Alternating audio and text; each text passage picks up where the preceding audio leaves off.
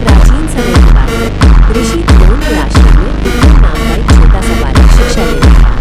विक्रम स्वभाव से बहुत सीधा और शांत था, लेकिन उसकी एक बड़ी समस्या थी। वो जो कुछ भी पढ़ता उसे तुरंत भूल जाता था। बाकी शिष्य एक बार सुनकर मंत्र याद कर लेते थे, लेकिन विक्रम को बचपन में 100 बार पढ़ने पर भी याद नहीं था। धीरे धीरे आश्रम के दूसरे बच्चे उसका मजाक उड़ाने लगे। कोई उसे मंत्रमुग्ध करता तो कोई कहता कि तुमसे कुछ नहीं हो पाएगा।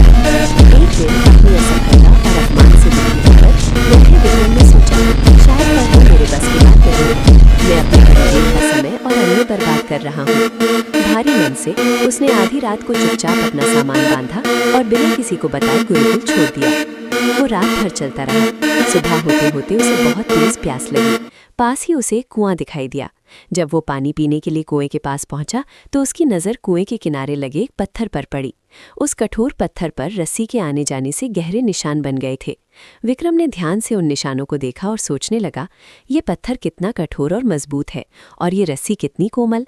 लेकिन जब ये कोमल रस्सी बार बार इस पत्थर पर रगड़ खाती रही तो इसने कठोर पत्थर के सीने को भी काट दिया और वहां अपना निशान बना लिया। उसी पल विक्रम के दिमाग में एक बिजली सी कौन थी।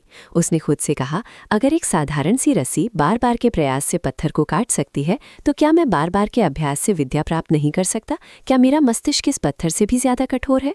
विक्रम के भीतर एक नई ऊर्जा भर गई। वो पानी पीकर घर जाने के बजाय वापस गुरुकुल की ओर दौड़ पड़ा। जब वो गुरुदेव के चरणों में गिरा तो उसकी आंखों में आंसू थे, पर मन में एक दृढ़ संकल्प था। उस दिन के बाद विक्रम बदल गया। जब बाकी बच्चे सो जाते, विक्रम दीपक जलाकर अभ्यास करता।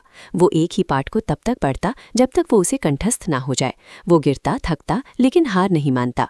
उसने अभ्यास को ही अपना सबसे बड़ा मित्र बना लिया। धीरे धीरे चमत्कार होने लगा। जिस बालक को अक्षर समझ नहीं आते थे, वो अब शास्त्रों की गूढ़ बातें समझाने लगा। उसकी एकाग्रता और मेहनत ने उसे आश्रम का सबसे मेधावी छात्र बना दिया। आगे चलकर वही बालक अपनी विद्वत्ता के लिए पूरे देश में प्रसिद्ध हुआ। इस कहानी से हमें क्या सीख मिलती है? दोस्तों, सफलता का कोई गुप्त मंत्र नहीं होता। सफलता केवल एक ही रास्ते से आती है और वो है निरंतर अभ्यास। अगर आप आज किसी काम में कमजोर हैं या आपको लगता है कि आप दूसरों से पीछे हैं, तो घबराइए मत। याद रखिए, प्रतिभा, टैलेंट आपको शुरुआत दिला सकती है, लेकिन अभ्यास, प्रैक्टिस आपको अंत तक ले जाकर विजेता बनाता है। जैसे कोमल रस्सी ने पत्थर को हरा दिया, बिल्कुल वैसे ही